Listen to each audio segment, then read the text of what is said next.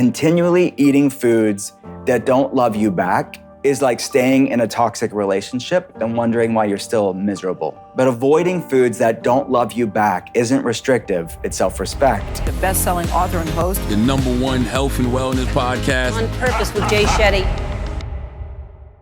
Hey everyone, welcome back to On Purpose, the #1 health podcast in the world. Thanks to each and every single one of you that come back every week to listen, learn, and grow. Now, if you've been listening lately, you've been hearing me repeat this mantra: happy, healthy, and healing. This is something I've been repeating to myself a lot recently. I'm happy, I'm healthy, I'm healing. It's been making a big difference in my life. And I know that you're here because you want to be happy, you want to be healthy, and you want to heal. Now, today's guest is someone who talks about that in such a phenomenal way, and everything from the gut to the brain, to what we digest every day, to our feelings and our traumas and how they affect the chemicals inside of our body and our mind. I'm talking about Dr. Will Cole, a leading functional medicine expert who consults people around the globe, starting one of the first functional medicine telehealth centers in the world over a decade ago. Named one of the top 50 functional and integrative doctors in the nation, Dr. Will Cole provides a functional medicine approach for thyroid issues, autoimmune conditions, hormonal imbalances, digestive disorders, and brain problems.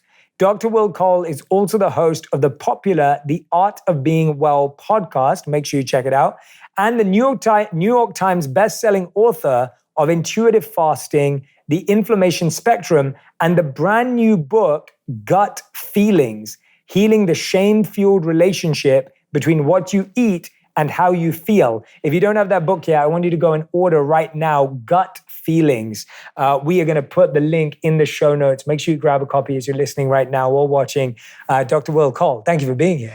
I need you to be my hype man every day, man. That's a great way to start your day. Oh, thank you, man. Thank you. Well, I always say to my guests, I'm like, you had to live all of that. So you actually had to do it. Thanks, but I also want to, can I call you Will? Of course, yeah. I just want to say, for everyone who's watching, Will took a flight this morning from Pittsburgh to New York City to be on the show. I appreciate him so much for doing that.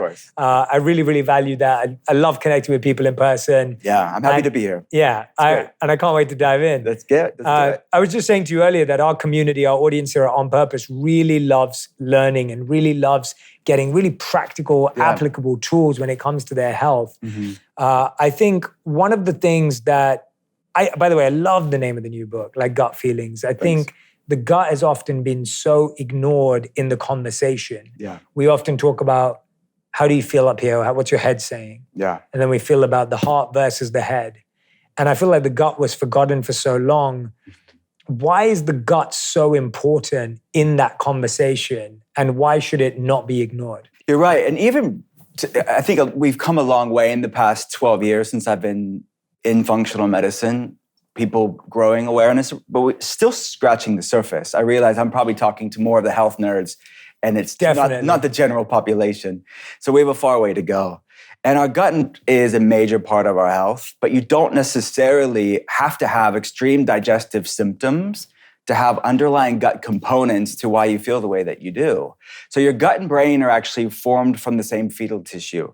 So when babies are growing in their mother's womb, they're formed from that same fetal tissue, and they're inextricably linked for the rest of our lives through what's known as the gut-brain axis, or the connection between the gut and the brain.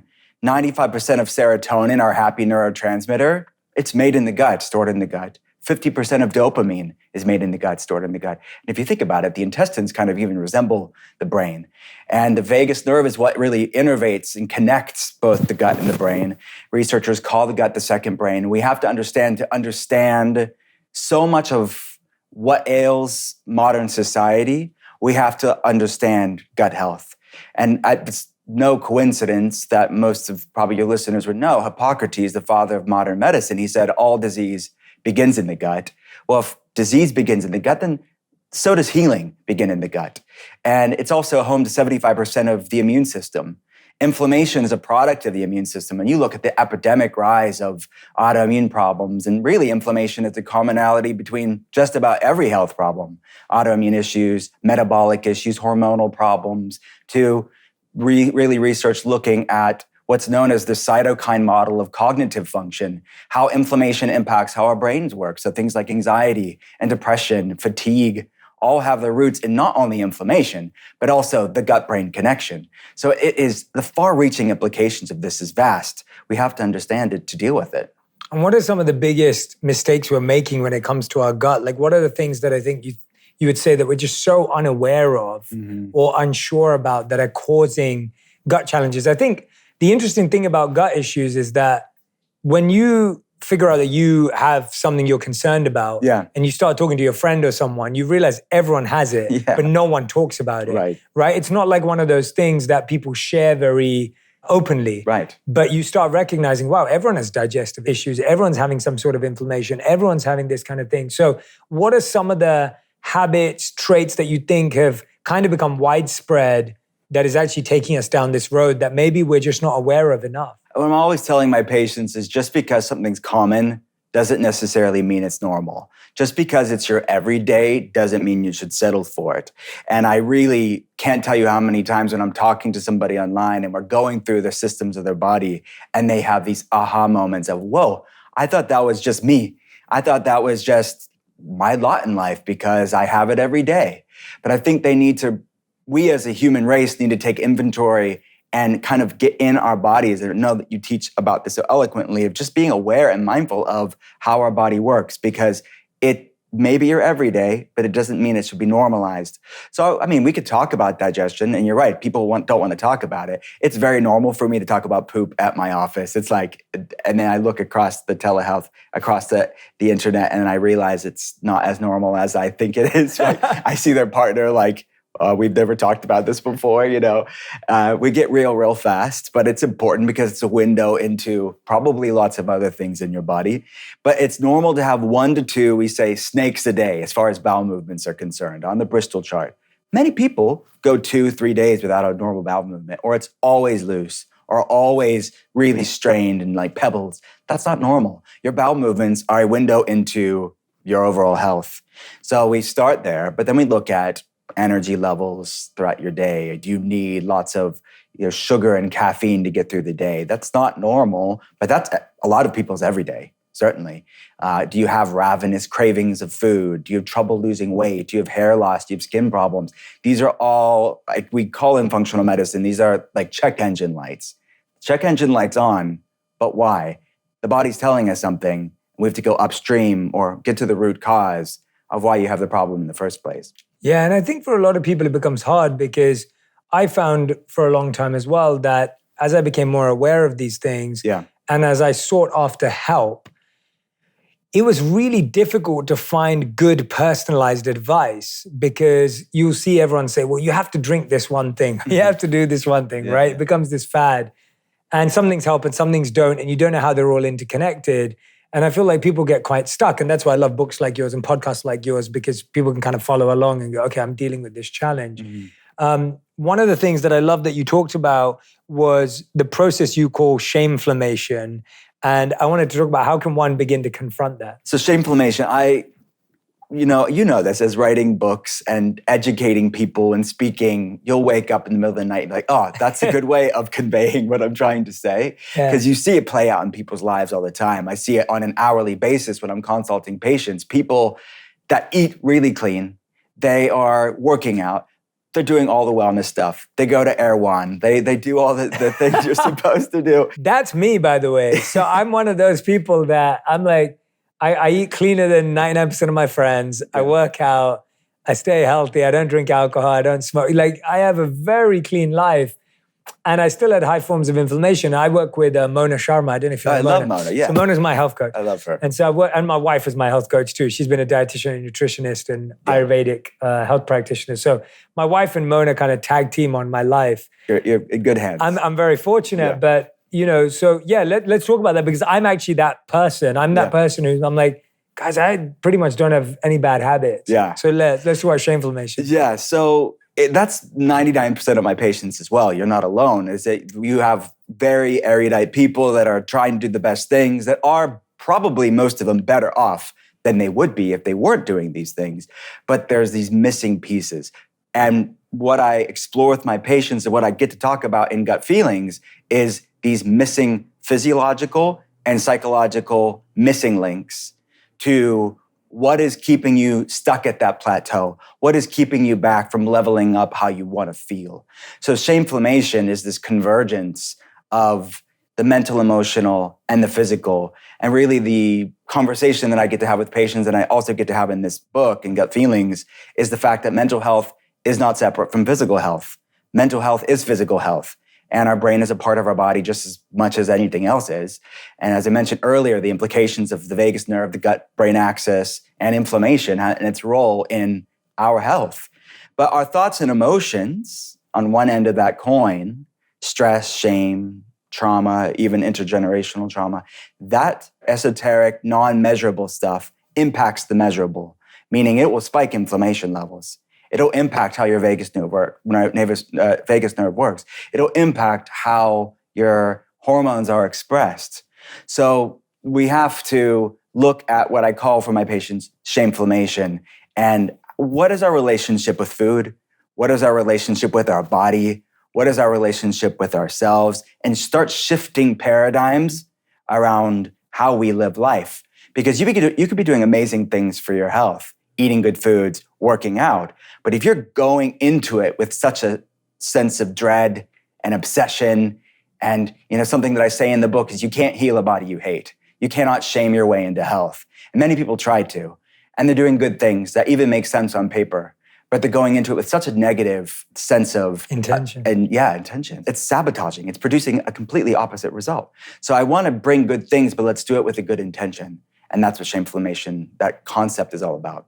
Yeah, understood. What are some of the quick things that if anyone's thinking I'm feeling inflammation, what are some of the things in our physical, like things that we're consuming that are likely to cause inflammation? Yeah, so there's the physiological and the psychological again. So the physiological, let's go on that side. Yes. So it starts with the foods that we eat. I mean, every food we eat either feeds inflammation or fights it. There's no neutral food. There's no Switzerland meal. It's serving your physiology.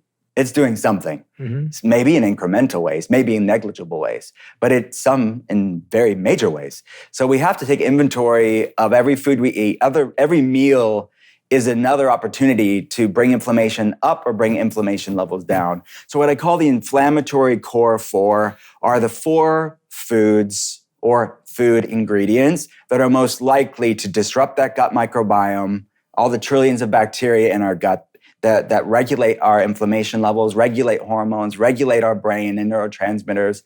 So that's going to be gluten-containing grains would be number 1.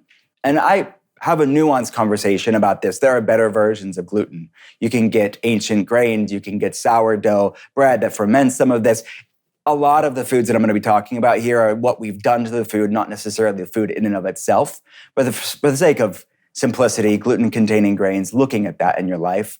Number 2 would be industrial seed oils, things like soybean oil, vegetable oil, canola oil. Palm oil. Palm oil, exactly, yeah. I've just been taking off a lot of those because that was somewhere where we hadn't got to yet. So I'm off palm oil, canola oil. I can only eat things in olive oil or avocado oil at the moment. Love it. Yeah. Thanks, Mona. Yeah. Thanks, yeah, thanks, Mona. Yeah. Conventional dairy, I would say that, and added sugar, which is no surprise, I'm sure, to people. But even the nice-sounding euphemisms for sugar, that are hidden very cleverly on labels, that they may be better for you options. And I'm not demonizing this entire sugar industry, but I'm saying, look at the amount of added grams of sugar you're consuming in a day. You may be surprised. So decreasing that, and if I could make the core 4 a +1, I would add alcohol to that list. Is people, oftentimes they eat cleaner, they clean up that diet. They know about the inflammatory core 4, but they keep in alcohol in their life as like, oh, that's my one vice. But they are kept back. Their guts are still struggling. Their mental health is still struggling. Their energy levels, their weight loss resistance still struggling. So I would at least look at alcohol as a role into these as well, because it's becoming quite normalized within the wellness world specifically. And at the end of the day, there's no healthy amount of alcohol. There are better for you options, certainly, and I have to be pragmatic, but it's something that I would take into consideration. Yeah, no, that's great. I mean, that's so practical. And I think everyone who's listening to that, I think we've all heard about a friend, I'm gluten-free too, but I've heard about friends being gluten-free and this and that, and we often laugh about these things. Yeah. But it's interesting to hear just how simple it can be, right? These are not huge changes. None of these changes are like hard to find necessarily. These things are becoming more and more common, at least at a grocery store. Yeah. And we can start making healthier choices in a simple way. Let's talk a bit about gut microbiome, because so I recently had a surgery and I had to take tramadol and a bunch of other stuff to like painkillers to try and deal with the pain. And Mona was like, all right, we're going to have to start with your microbiome all over again after this is all over. What is that relationship between painkillers and all of that with our gut microbiome as well? Like, where's the connection there? Well, I mean, your gut is just a major regulator of so many different pathways in the body. So it is such a central role. But when you're taking either NSAIDs or antibiotics or other pain medications, they can really do a number on your gut. They can really impact the gut lining as well as the microbiome metropolis, this gut garden within our gastrointestinal system. So that doesn't mean we shouldn't be on those medications when they're properly prescribed. There are surgeries where you need to be on things like that. But just as Mona said, what are we going to do afterwards? What's sort of the long game here to start supporting gut health again? Because pragmatically, those medications, just like certain foods and everything we do in life, influences this gut garden. So there's some things that hurt it more than others. And especially people that are on medications, some medications long-term, specifically antibiotics, and some pain pills as well, they really can do quite good damage on the gut that we have to work on rehabilitating over time. Yeah, and so that's just something to be conscious of as well. Yes, it's something to be conscious of. Talk with your doctor about, because oftentimes there isn't a conversation about gut health when it's just, no, take this, see you later. But I would just want to be empowered as a patient and be informed as to your options and have choice. Yeah, and you've talked a bit about how the connection between alcohol and intuition, and I was intrigued by that. Like, what have you seen as the connection there that you? Well, I think, again, as I mentioned earlier, I think alcohol, people don't want to go there, right? That's how they socialize. That's how they hang out with their friends. That's how they wind down. That's how they deal with the background anxiousness. And they don't really want to see how this drink can impact how they feel and how they truly can know what their body loves and what their body doesn't love.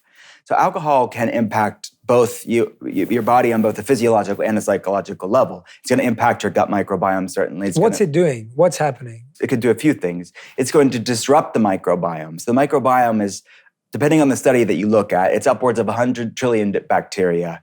And we have about 10 trillion human cells. So we are all about 10 times more bacteria than human. And when we drink alcohol, it is really, especially people that are consistently drinking, it is quite disruptive to this microbiome balance. And it can breed things like bacterial overgrowth. A lot of the times people that I talk to, they have something called SIBO, small intestinal bacterial overgrowth. And alcohol is a component. It's certainly not the only driver of that, but it is a disruptor and breeder of bacterial overgrowth by messing up the balance of this microbiome component. And it also can increase intestinal permeability or increase what they call leaky gut syndrome. It's when the things are passing through the gut that shouldn't be able to pass through the gut, like undigested food proteins, bacterial toxins called lipopolysaccharides. And then that's the seminal event that a lot of things, when the immune system sees undigested food and bacterial toxins in the bloodstream, then there's something called molecular mimicry. It's sort of the case of mistaken identity when the immune system starts this cascade of inflammation. And that's what can trigger autoimmunity. When the immune system loses recognition of self, which I think that's happening on a physical level. But then you think about what's happening on a mental, emotional, spiritual level with so many people losing recognition of self. And we have this epidemic rise of autoimmune conditions. 50 million Americans, at the very least, have an autoimmune disease. Millions more are somewhere on that autoimmune inflammation spectrum. So alcohol's implication in that is it really is something that allows, it can be a trigger for a lot of people, not only on a mental, emotional level we know, but I think people's relationship with alcohol exists on a spectrum. And you may not be a full-blown alcoholic. People need to look at themselves and say, how am I using this tool in my life? And is it in alignment with how I want to live my life? Is it in alignment with how I want to feel? Yeah, that's a great message to get people to reflect on. Yeah. What that was the physiological. What are some of the psychological things to be aware of? Yeah. Well, I think the research around stress is very fascinating. I mean, we know when your body is in a state of stress, and look, the stress is normal. It is good in measured amounts. What I'm talking about here is chronic stress. It's that I'm being chased by this tiger, but there's no tiger. Many people are stuck in various degrees of sympathetic fight or flight stressed state, and their body's in overdrive all the time. And we need a balance. We need the sympathetic nervous system just as much as we need the parasympathetic, the resting, the digesting mechanism. But many people are just an over accentuation of a sympathetic nervous system response. And cortisol levels coming up because their body is in that fight or flight mode. Cortisol is not inherently bad, just like inflammation is not inherently bad. We need inflammation to fight off viruses and bacteria and heal wounds. But it's the chronic inflammation that's a problem. Same with chronic stress. Cortisol being high for too long is not good. That is, cortisol by itself is an endogenous immunosuppressant, which means it's a natural anti-inflammatory. So inflammation comes up, cortisol comes up to try to abate and attenuate the higher inflammation levels and to help you, to actually get you out of that stressed state. But it's just unsustainable because there's no real threat for many people. But they're not sleeping well. They are eating out of alignment with what's working for their body. And they are, I would say, unhealthy relationships with technology. And all of this, I mean, what researchers call an evolutionary mismatch. There's a genetic, epigenetic mismatch. Our genetics haven't changed in 10,000 years, but yet our world has changed very dramatically in a very finite period of time when you're putting that into context with the totality of human history. So if our genetics haven't changed in 10,000 years, just think of how much our world has changed in a few generations, whether it's the foods we eat or the foods we're not eating, our stress levels, our exposure to toxins, collective and individual trauma. All of these things are the confluence of factors, the perfect storm of variables that are giving rise to these inflammatory, autoimmune, brain health, mental health problems. So the psychological side of how I see these stressors play out in people's lives is chronic stress. But it's a lot more nebulous, right? It's a lot more insidious because it's easy to say, don't eat those 4 foods because they're going to spike inflammation. It's another thing to say, well, don't stress. And then they're stressing about not stressing. So you have to really bring context and practical tools. And what I call them in the book is metaphysical meals, because you need to treat these acts of stillness just like you would mealtime. Yes. Which I know we're on the same page here. You have to, just like you show up for breakfast, lunch, and dinner, or you show up to the gym, you need to start feeding your head and your heart just as much as you feed your body. And it's very much a part of healing.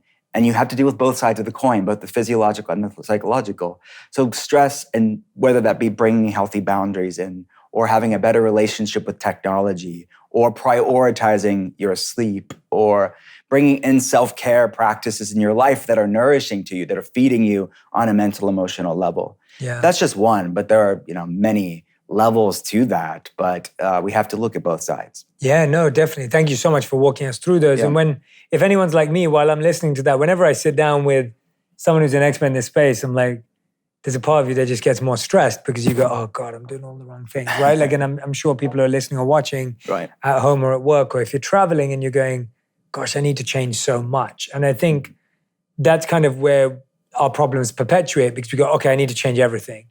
And then we end up changing nothing. And I think that's always the issue, right? When you feel you want to change everything, you end up changing nothing. Yeah. And as people are listening to this, where's a good place for someone to start? And I'm sure you work with so many people who are on this journey. And I always say to people, I don't think we have, the real crisis we have in the world today is a crisis of habits and conditioning, because most people I know what they want to change, or know who they want to be, or how they want to change. They just can't make it through that path, right? They can't stick with it. So where's a good place for someone to start? If they're listening right now and they're saying, Dr. Will Cole, I can hear that I have a ton of those physiological and psychological challenges. I need to figure this out. Where does someone start? I would first start with your headspace, because you do not have to be perfect, quote unquote. You don't have to have it all together to start making positive action in your life. And if you're waiting for the right time, it's now, because there's always going to be some reason why we should put it off. Mm-hmm. You know, there's a vacation, a holiday around the corner. There's a birthday party. There's a whatever holiday around the corner. And that is, many people have that paralysis of analysis. Oh, I'll start at the new year. Oh, I'll start at this date. But the reality is, I find that there's exceptions to that rule of maybe there's a certain date within the next few weeks that's practical for you. But if you're looking at really putting it out in the calendar, I very rarely see people need to do that, because I need you to realize that how are we going to navigate through those times? Because there's always going to be something goes. Yeah. And I would really, what I say is just lean into it. Yeah. You don't have to have it all figured out. Because what I find is when you get the ball rolling and people get their head a little bit above water, they want to keep doing the things that make them feel good. Yeah.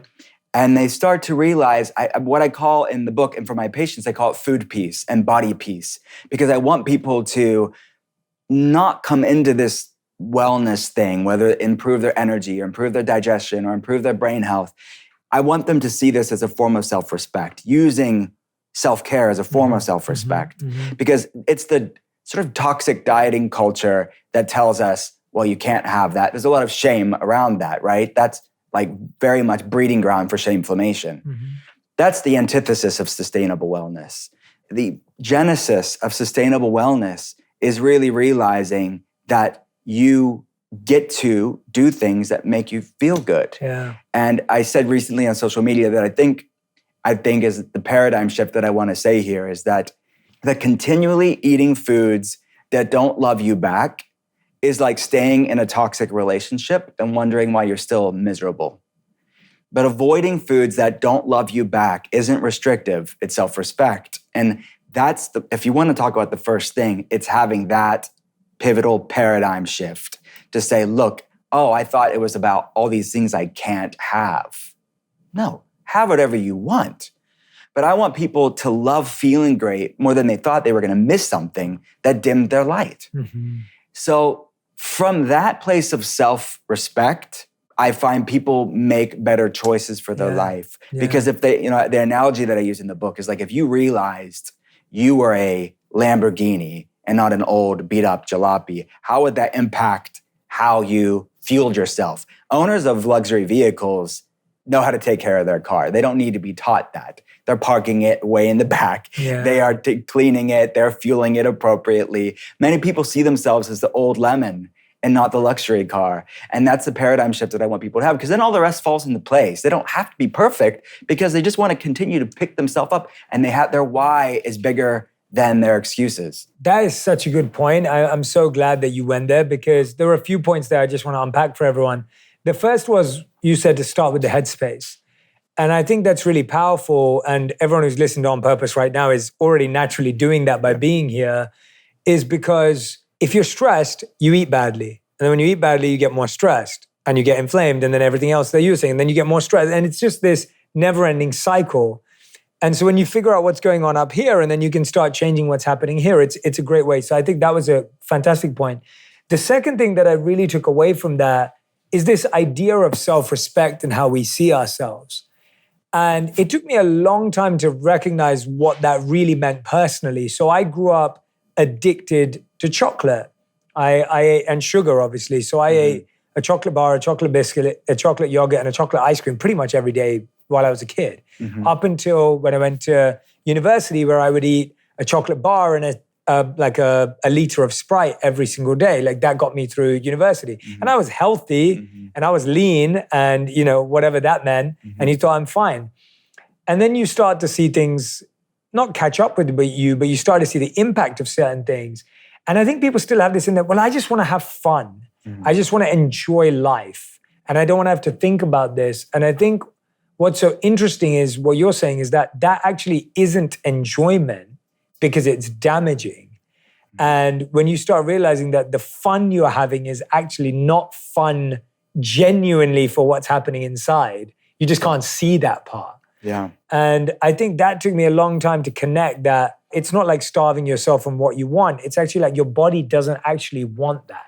Yeah. Which takes so long to kind of fix our mind because we're so conditioned to believe that, oh, I love pizza and I love this and I love that. And it's like, well, you don't. You've just been conditioned through your tastes. Like, I always talk about one of my friends, their kids look forward to blueberries and grapes as their reward because that's how they've been brought up. Like for them, like blueberries are like Sour Patch Kids. Right. Like that's their Sour Patch Kid. Whereas for me, it was Sour Patch Kids, which I still love, which are terrible for me. And I still love them. And when I go to the theaters, my wife really has to like, and so my wife was the one who helped me change my habits. When she met me, she goes, you can't eat chocolate every day. Like, you can't have that. She was like, once a week, you can't have it every day.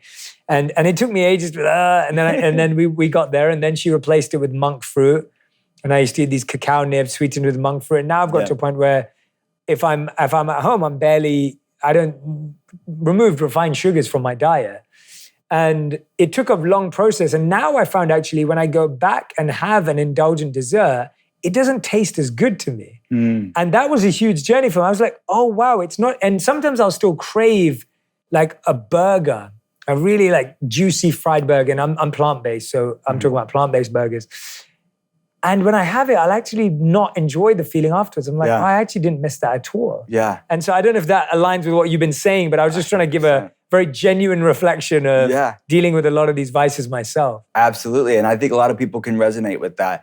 And like that's that repairing that gut feelings connection that I'm talking about. You know, the gut and the feelings, there's things that were changing on a physiological level when you start cleaning up your diet, eating nutrient-dense foods, regulating your blood sugar, lowering inflammation levels, supporting your gut health.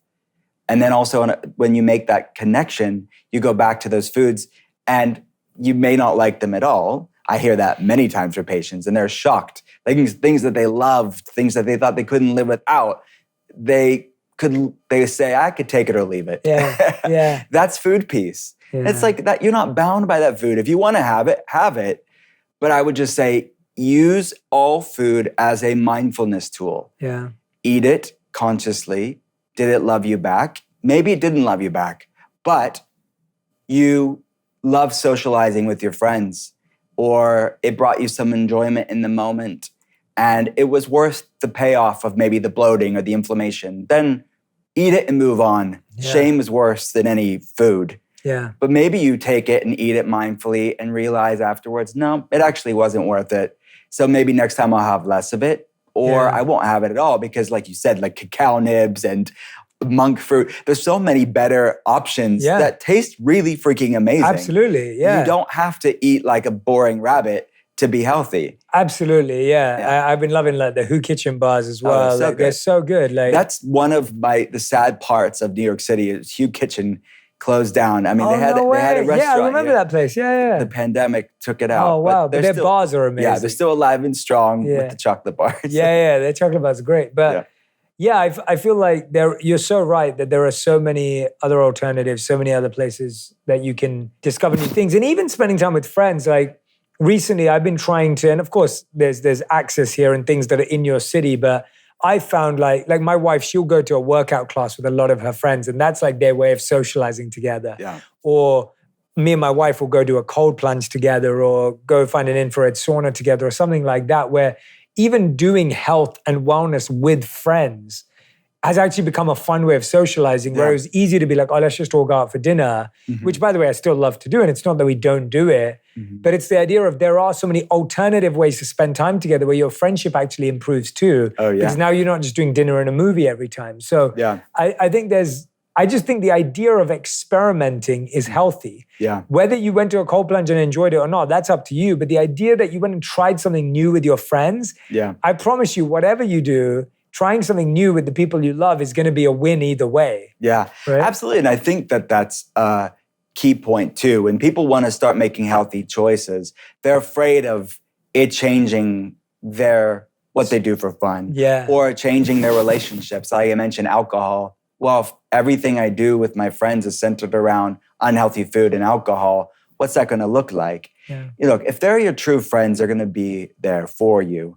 And I've seen so many people start bringing the healthy food to the party and really being a light. It's my wife. You're basically describing my wife. And people are like, wait, what? This is healthy? What the heck? Because it really shifts hearts and minds around this, or maybe you go to the cold plunge and they thought it was weird at first, but now they all want to do it. People want to feel good. It's just because it's been done over and over again doesn't mean you have to keep doing it. Like, start leveling up and be the leader for your friend group. Because it really... Everyone thank you in the long term. For sure. And I've seen whole family and friend groups change because of one person deciding, I want to live a different way. I want to start doing things that love me back. Yeah, trust me, in the beginning, my male ego with my wife telling me, like, my wife would see me like grab a chocolate bar, put it in my mouth, and she'd be like, she'd just give me the look. And everyone would be like, Jay, are you literally going to let her do that? And I'm like, she's actually doing it for my own good. Like, I feel so much happier since I've let go, of refined sugar. Like, it's made such a big difference in my life. And I've still got a long way to go. I'm working on lots of different things. But yeah, no, I love that. I wanted to ask you, because I feel like you're one of the few people that actually talks about this connection. How are hormones the internal communication system for the body? Because I feel like hormones are not talked about enough, and there's not enough of a conversation about them, but that's been something you've been leading. Sure. And that's part of the physiological side of things that the psychological can impact. So hormones are kind of akin to biochemical emails. And if you look at your body as this sort of corporation, the different systems of the body are not always communicating appropriately. They're either communicating too much because the body's in that sympathetic nervous system overdrive, whereas cortisol levels is being really secreted quite a bit. We have what's called the hypothalamic pituitary adrenal axis. So this is something that we can quantify on with patients via labs and see cortisol levels and cortisol circadian rhythm issues. Cortisol is too high when it should be low. It should be a nice S-shaped curve, or it's always low, or it's always high. And it's that imbalance, that breaking of the Goldilocks principle. It's homeostasis. It's, you don't want hormones too high, you don't want hormones too low, but you want them high when they should be high and low when they should be low. Just like our gut microbiome bacteria, just like inflammation levels, it's all subject to this law of Goldilocks principle. So it's really, hormones are a major influencer in how we want to feel. But both the physiological and the psychological will impact how hormones are expressed. So if somebody has an unhealthy gut, if they have things like chronic infections, I deal a lot with people that have chronic Lyme disease and people that have mold toxicity quite often, because they have different genetic variants that make them more sensitive to things like autoimmune problems. So we can find and measure this on labs, higher levels of mold toxins, Lyme bacteria, different environmental toxins like glyphosate in their body. That's shifting their nervous system in that stress state as well. That's going to really impact hormones tremendously. So then I can measure hormones on a hormonal test, which I would, and you'll see cortisol levels all off. You'll see typically estrogen, progesterone, testosterone very low. Sometimes estrogen will be high with estrogen dominance. But for the most part, when you're in a sympathetic fight or flight stress state, most hormones will be sluggish. They'll be on the low end of normal or really low. But then if you just saw the hormones happening in a vacuum, you'd think, well, it's a hormonal problem. Well, no, there's a bigger context as to why the hormones were off in the first place. So that's why context matters when it comes to all these different aspects of health. But supporting hormones are certainly imperative when you're talking about somebody's mood, when you talk about somebody's gut feelings. Hormones are those biochemical emails. So I have to measure them. I have to optimize them. Thyroid is another major player too, because many people, they're just getting basic thyroid labs. They're not really getting complex thyroid labs. So we have to really look at the complexity of thyroid hormone metabolism. But is this something that, like, at least, and I'm asking as someone who was born and raised in London, obviously, like, how much of this is accessible in the United States or across the world? Like, how do people ask for these labs? Where do they get them? Because I was one of those people for years that got checkups done and got my blood test done and things like that. And they'd always be like, Jay, you're fine. And I was like, but I don't feel fine. Like, I know something's going on. And they'd be like, no, you maybe you're a bit stressed. And I'm like, yeah, I'm sure I am, but it's more that, like, I can feel something. And it took till I started working with Darshan at Next Health. I don't know if you know Next Health. I've heard of them. Yeah, yes. Next Health's an incredible facility in LA. But again, it's something that requires, like, access, and it's expensive, and it's not, it's not easy. It's in LA, it's in Miami. It's not something that everyone can access. And so I go, well, how does someone get those tests? And same as me, I was just told for ages, I was told, oh, maybe you're stressed, just relax a little bit. And I'm like, no, I don't feel right. So how does someone get those tests? How does someone get that detail? I know Viome's a great source, the gut test that they send to your house and you do the stool test. Yeah. But how do people get access to that? Yeah, I think we're living in a time where there's still a massive gap to democratize this where it should be. But in the past 12 plus years, I've seen a lot improving. And the reality is most of the thyroid labs and the hormonal tests actually are conventional tests, meaning they're mainstream tests that if you ask your doctor, your conventional PCP, GP, they will do it. They have to do it. They can do it. They can decline doing it. But if you have a decent relationship with your doctor and if it's clinically appropriate, they should be able to run this panel, even if it's slightly outside of what their routine labs. Because look, the conventional model of care is largely trained to diagnose a disease and match it with the medication. So it's the extra labs, the other labs that we run in functional medicine is slightly superfluous to a conventional medicine doctor because if it's not going to change the treatment, why would they run it? For example, to use the thyroid as an example, they just need a TSH, a thyroid stimulating hormone, and maybe a T4 to give the person that levothyroxine, that Synthroid, that pharmaceutical thyroid replacement hormone. Okay, so that's all that they need. So if we want to look at all the other conventional thyroid labs, they are available. But if the end result's still going to be that medication, then why would they run it? Got it. So I understand it from a model side of things. But these are conventional tests. Most of the ones that I'm talking about are very widely accessible and offset through insurance or completely covered by insurance. They just have to be ran and coded appropriately and be clinically appropriate for you.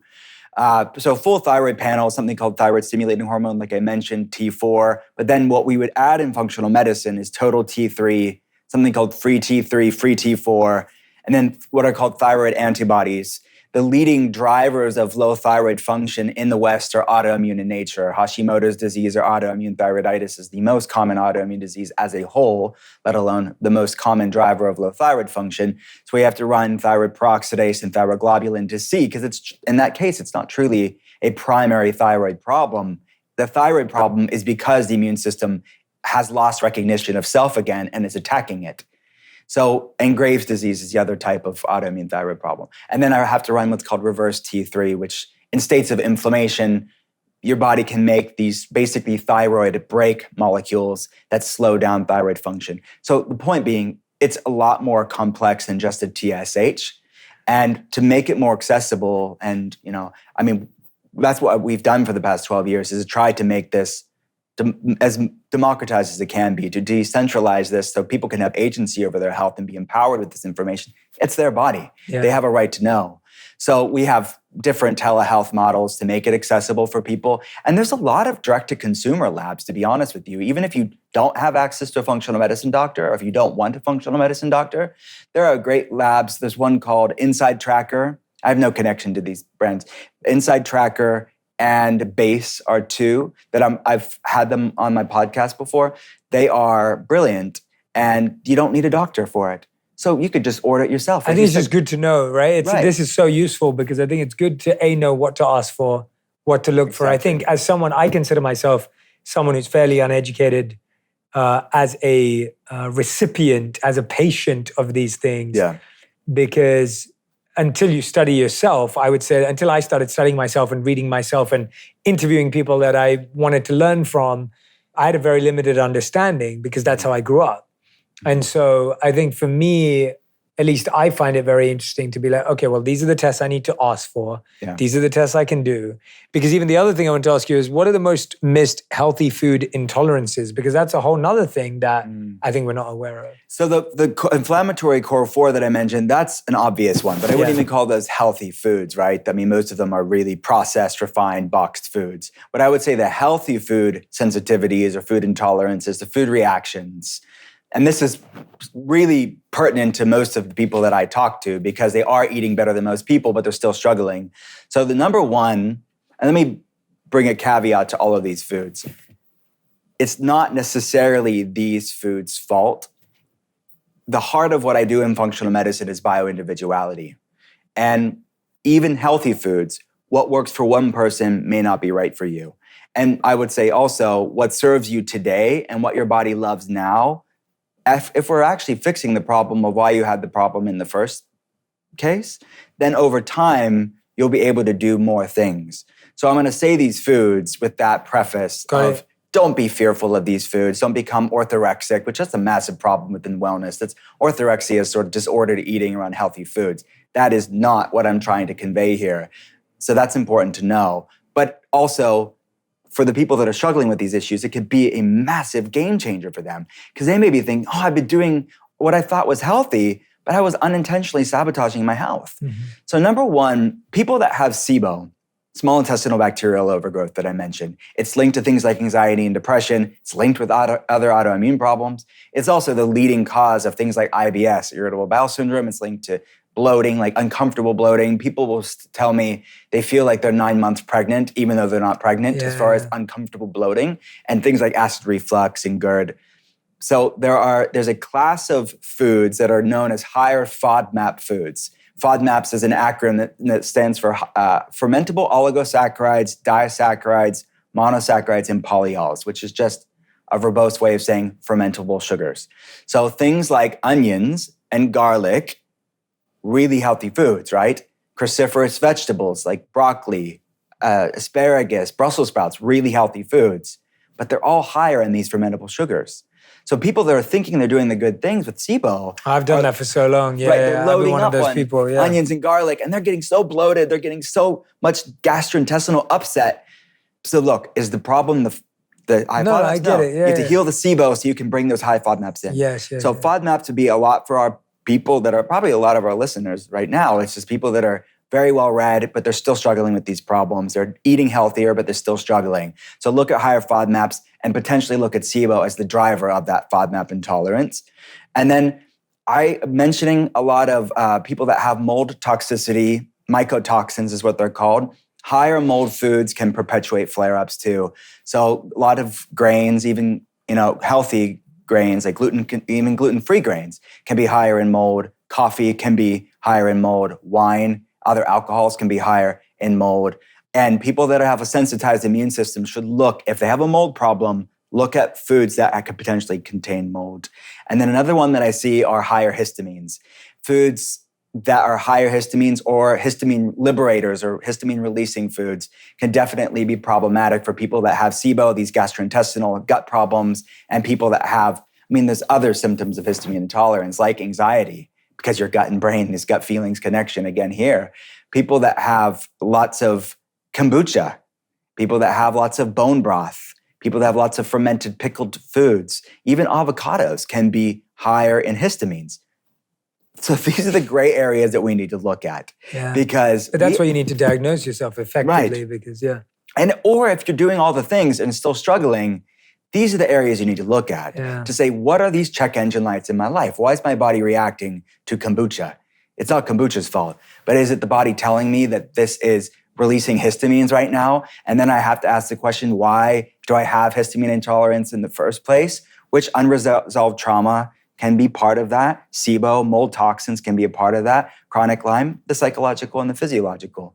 So this is what I see sadly play out in people's lives, but it's only sad until you find out and when you give them answers, then it's anything but sad. Because then it's this aha moment of like, wow, I can do something about it. That's exactly how I feel. Like everything you've been talking about, I'm like, this is the journey I've been on, because it's that feeling of I feel healthy to that feeling of recognizing, wow, there's so much about health that I did not understand. Then getting accurate tests that actually tell you what's going on. Because I think there's a lot of like, oh, you just need a bit of this or you need a bit of that. And that doesn't work. Like the accurate testing is such an important part of this because then the recommendations can be healthier. I think a lot of recommendations are just based on basic symptoms and that doesn't necessarily always go the right way. And then, of course, consistency in the recommendation. That feels like the full journey. Absolutely. And I think, look, if what you're doing is working for you and you feel great, don't look for problems where there isn't any. Of course. But I think we have an epidemic rise of people that are doing all the things, that are really compliant people, that are doing things their doctors are telling them to do, but they're still spinning their wheels. That's what I'm talking about here. We have to do better here. So I think that these are what I find clinically to be missing links for people. Then they fix a few things and it really kind of allows their body to take their health to the next level and start feeling the way they want to feel. And when you start repairing these things, whether it's repairing their gut health or regulating their nervous system or whatever we're talking about here, all of those foods I just mentioned, almost all of them can be reintroduced. Yes. So temporarily, maybe avoid them, but longer term, let's fix the problem that drove it in the first place. Yeah. Everyone, make sure that you grab the book Gut Feelings and subscribe to the Art of Being Well podcast by Will. Dr. Will Cole, I just wanted to ask you, is there anything that you haven't shared on today, or something that is on your heart, your mind, or in your gut that you feel like you need to share that we haven't touched upon? No, man, I really appreciate the opportunity. It's been great. We have to have you on the Art of Being Well. I'd love to. But no, this has been so useful because I think you've given us a very 360-degree approach of so many different aspects of our health. Of course, everyone can read the book Gut Feelings to go in depth on all of this and listen to the podcast to understand more about everything we've discussed today. And I hope this is the first of many times we'll sit down I would love that. and get to do this. But thank you so much. We end every episode with a final 5, which are the fast 5 rounds. So you have to answer these in 1 word or 1 sentence maximum. So you can do 1 sentence. All right, 1 word or 1 sentence. Kind of nervous. Let's go for it. Okay. Question number 1. What's the best health advice you've ever received or heard? It's what I actually said earlier. It's one that I'm always telling myself and I'm telling my patients is you can't heal a body you hate. It's a pointer to work that we need to do. Mm-hmm. And it's reframing our relationship with our body and with food and with wellness itself. Love that. Question number 2. What's the worst piece of health advice you've ever heard or received? Well, the antithesis of that somehow you're going to shame your way into wellness. It's not going to work. Yeah. Okay. Question number 3. Something you used to value for your health, but you don't anymore.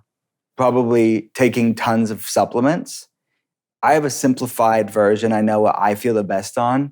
To me, food is first. Supplements are a great bonus, targeted 100%, but food is primary. So I think streamlining and figuring out what are the biggest needle movers for myself is definitely that for me. That's a great answer. Question number 4. What's your current purpose in life? It's hopefully being a light for God. And what that means for me is just hopefully staying in my lane in the best of ways and just enabling me to bring hope to people that are really struggling with silent health problems. And I get to see it play out all the time. This is more than a sentence, but I love what I get to do. That's beautiful. 5th and final question. If you could create 1 law that everyone in the world had to follow, what would it be? Be kind and think before you speak. A health law? Have any health laws? That will help people's social diseases, right? As social relationship disorders bring about physical disorders too. But if you want something a little bit more on a micro level, I would say a law. You said a law to people should live by. I would say eat foods that love you back and find out what they are. Be curious about what they are. Because when you focus on that, the rest of the stuff kind of is put into perspective. Yeah, I love that. Dr. Will Cole, everyone. The book is called Gut Feelings. The podcast is called The Art of Being Well. Dr. Will Cole on Instagram as well. Make sure you follow him. Everyone who's been watching or listening, make sure that you tag me and Dr. Will Cole on Instagram, on TikTok, on Twitter. Let us know what resonated with you, what you're going to try, what you're going to try and shift. Remember, you don't have to change everything all at once. Just got to try put one thing into practice and watch how your life changes. Thank you so much for being here. So grateful for you. And I love this conversation. Likewise. If you love this episode, you'll enjoy my interview with Dr. Daniel Amen on how to change your life by changing your brain.